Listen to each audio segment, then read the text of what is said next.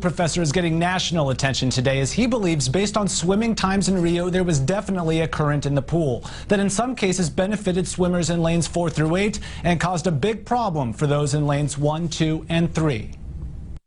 The premise here is everybody has an equal chance, right, based on their training and performance, commitment, motivation, and all of that. And this suggests that that's not true.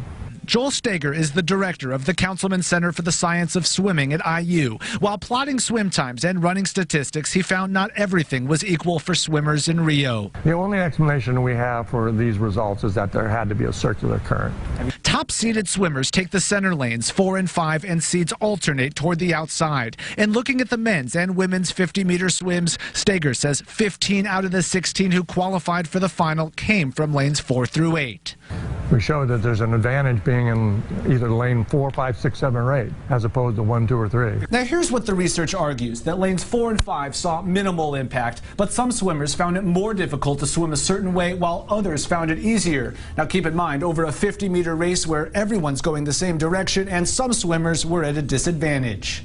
Tenths of seconds when the races are being won by hundredths of seconds. Steger thinks the current could have also impacted longer races. Keep in mind, IU's Lily King won the 100-meter breaststroke. I think that she was fortunate enough to be in the lanes where that probably had minimal effects. Steger says no doubt all the medalists won with hard work, but for those who came up short, I think I'd be very interested in knowing to what disadvantage I was placed.